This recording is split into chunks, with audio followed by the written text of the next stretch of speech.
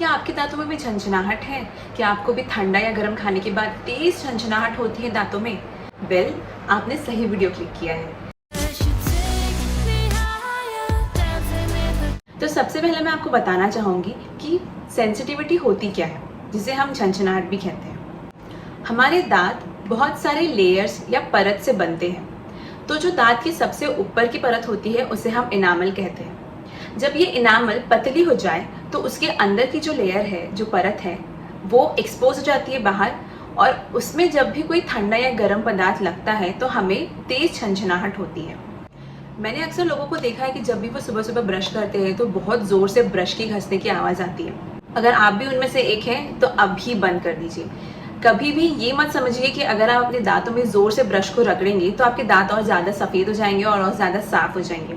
जी नहीं, बिल्कुल नहीं। जब भी आप जोर से ब्रश करते हैं तो आपकी जो दांत की ऊपर की परत है, इनामल, वो और ज़्यादा पतली होने लगती है, जिससे चांसेस बहुत ज़्यादा है कि आपको सेंसिटिविटी बहुत जल्द होने भी लगे। दूसरी बात, मैंने देखा है अक्सर लोगों को जब एसिडिटी होती है ना, तो एसिडिटी की वजह से भी आपके दांत थोड़े से गलने लगते हैं, पतले होने लगते हैं।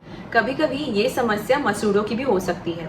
कभी कभी हम देखते हैं कि हमारे दांतों में कोई प्रॉब्लम नहीं होती, पर हम जब देखते हैं मसूड़ों को तो मसूड़े उसकी जो नॉर्मल हाइट होनी चाहिए उससे नीचे जाने लगते हैं, जिसके कारण क्या होता है कि आपके दांत और बड़े दिखने लगते हैं। अंदर जो दांत अंदर होना चाहिए मसूड़ों के, वो बाहर दिखने लगता है, जिसकी वजह से भी आपको सेंसिटिविटी फील होती है। चौथा रीजन है कि कुछ लोगों को रात में दांत रगड़ने की भी आदत होती है, जिसे हम इंग्लिश में ब्रक्सिज्म कहते हैं। जब कुछ लोगों को जब स्ट्रेस होता है तो वो रात में दांत रगड़ते हैं, जिसके वजह से आपके दांत ऊपर और नीचे जो होते हैं ना, वो खसने लगते हैं, जिसकी वजह से भी आपको सेंसिटिविटी हो सकती है। और दांतों की झंझनाहट का पांचवा रीजन हो सकता है क्रैक्ड टूथ। जब भी हम कोई सख्त पदार्थ खाते हैं, सख्त खाना खाते हैं, तो हमारे दांतों में हम जब उसे चबाते हैं तो कभी कभी वो इतना ज़्यादा फोर्सफुल होता है कि आपके दांत भी क्रैक हो सकते हैं। आपको तुरंत पता नहीं चलेगा, पर आपको धीरे धीरे ना दर्द होने लगेगा जब भी आप कुछ खाएंगे, और खा के जब आप इसे हम चबाते हैं, चबाने के बाद जब हम उसे रिलीज करते हैं तब आपको काफ़ी ज़्यादा दर्द होगा। तो ये भी एक रीज़न हो सकता है। आप देखते हैं कि आपके दांत ठीक है, आपने देखा कि आपके मसूड़े ठीक है, आप ज़्यादा ज़ोर से ब्रश भी नहीं करते हैं ना, आपको बाकी के ऊपर जो मैंने चीज़ें बताई वो भी आपको कोई भी प्रॉब्लम नहीं है, बट फिर भी आपको समझ नहीं आता कि आखिर ये हो क्यों रहा है। तो आप ऐसे समय पे अपने डेंटिस्ट के पास जाके अपने डेंटल चेकअप करा सकते हैं, और आपको पता लग सकता है कि हो सकता है कि ये क्रैक टूथ हो। तो अगर आपको भी दांतों की झंझनाहट है तो सबसे पहले मैं चाहूँगी कि आप अपना ब्रश देखिए, टूथब्रश, क्या वो सॉफ्ट है, मीडियम है, हार्ड है, वो जो भी है, पर आपको सॉफ्ट ब्रिसल्स वाले ब्रश ही यूज़ करने चाहिए अगर आपको दांतों में सेंसिटिविटी है। कभी भी जब ग्रॉसरी स्टोर टूथब्रश खरीदने जाते हैं तो उसकी कॉर्नर पे लिखा होता है सॉफ्ट, मीडियम या हार्ड, तो जिन्हें भी सेंसिटिविटी है वो सॉफ्ट ब्रिसल वाले ब्रश ही यूज़ करें। सेकेंड चीज़ ये है कि आप किस प्रकार का टूथपेस्ट यूज़ कर रहे हैं। अगर आपको सेंसिटिविटी है तो आप कोई भी टूथपेस्ट ना यूज़ करिए। आपके दांतों में जो आपको मदद करे सेंसिटिविटी से एक लेयर, एक प्रोटेक्शन देने के लिए, वो टूथपेस्ट आप यूज़ करिए। मैं हमेशा अपने पेशेंट्स को कहती हूँ कि आप सेंसोडाइन रैपिड रिलीफ यूज़ कर सकते हैं, जो कि मैं खुद भी यूज़ करती हूँ। मैं आपको पिक्चर्स दिखा दूंगी, स्क्रीन पे मैं पिक्चर्स दिखा दूंगी आपको। और आपको ये भी देखना चाहिए कि आप जो भी टूथपेस्ट यूज़ कर रहे हैं उसमें पोटेशियम नाइट्राइट की मात्रा कितनी है, उसमें फ्लोराइड की मात्रा कितनी है। आपको हमेशा ये देखना चाहिए अगर आपको सेंसिटिविटी है तो चाहिए जो आपके दांतों को प्रोटेक्ट करें।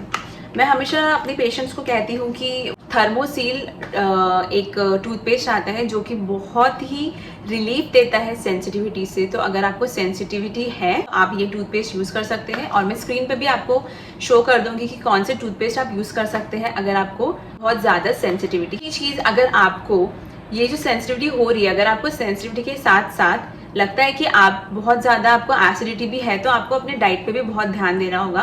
आप ऐसी चीज़ें ना खाएं जिससे आपको एसिडिटी ज़्यादा हो। सुबह सुबह उठ के आपको ज़्यादा देर भूखे नहीं रहना चाहिए। आपको खाना और ब्रेकफास्ट टाइम पे खा लेना चाहिए, क्योंकि अगर आप जब भी अपना लंच ब्रेकफास्ट टाइम पे नहीं लेते आपको एसिडिटी हो जाती है।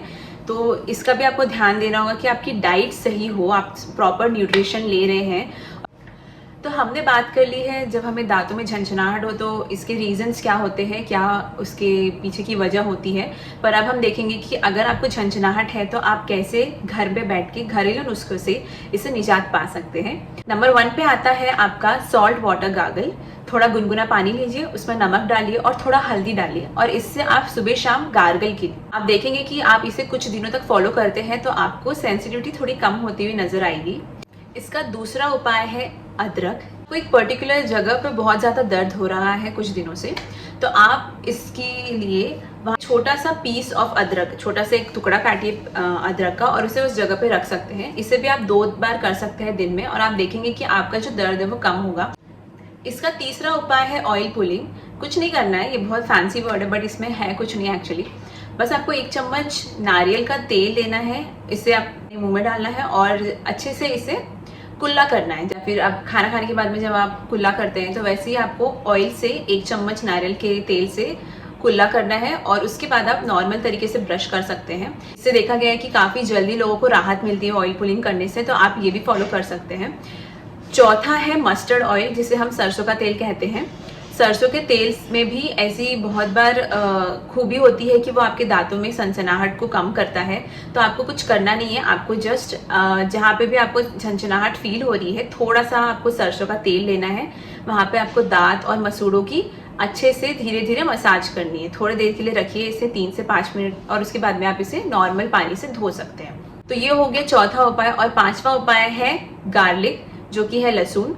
बहुत बार देखा गया है कि लहसुन को भी अगर आप सेंसिटिव जगह पे रखते हैं ना तो थोड़ा तो वो आपको रिलीफ देता है पेन से। तो कहीं एक पर्टिकुलर जगह पे झंझनाहट हो रही है तो आप छोटा सा लहसुन का पीस लेके वहां पे रख सकते हैं, फिर लहसुन का रस भी लगा सकते हैं उस जगह पे और उसको थोड़ी देर के बाद में धो सकते हैं। इससे आपको दर्द कम होते हुए नजर आएगा और अगर आप इसे 15 से 20 दिन तक फॉलो करेंगे तो आपको मिलेगा कि ये धीरे धीरे कम भी हो रहा है। तो ये रहा आज का वीडियो गाइस। अगर आपको कोई भी क्वेश्चन या क्वेरीज है तो आप कमेंट कर सकते हैं कमेंट बॉक्स में। अगर आपको ऐसे ही इन्फॉर्मेटिव वीडियोस और चाहिए तो please let me know in the comment section. और अगर आपके और भी कोई सवाल है किसी और प्रॉब्लम को लेके तो आप मुझे कमेंट कर सकते हैं और बता सकते हैं, मैं उसके ऊपर भी वीडियो बनाऊंगी। और ये मेरा पहला वीडियो है और आपको जो भी और प्रॉब्लम्स हैं डेंटल रिलेटेड तो आप मुझे पूछ सकते हैं। मुझे ऐसा लगता है कि हमारे कंट्री में डेंटल नॉलेज और डेंटल अवेयरनेस बहुत कम है, तो मैं चाहती हूँ कि लोग ज़्यादा से ज़्यादा अवेयर हो और ज़्यादा से ज़्यादा इस इन्फॉर्मेशन का भी लाभ उठाए। बस आखिरी में मैं ये टिप देना चाहूँगी कि बहुत सारे लोग ना अपने ब्रश सालों साल तक चलाते हैं, जो कि बहुत गलत है। मैंने देखा है बहुत लोगों को कि जो एक ब्रश सालों साल से चलाए जा रहे हैं वो पूरा खराब हो जाता है, वो देखने लायक भी नहीं होता है और लोग उसे अपने मुंह में यूज कर रहे होते हैं। अपने ब्रश को 2 से 3 महीने में तो आपको फेंकना ही फेंकना है। आपको डेफिनेटली नया ब्रश लेना ही है 2 से 3 महीने में, क्योंकि एक ब्रश की जो लाइफ होती है ना वो 2 से 3 महीना ही होती है।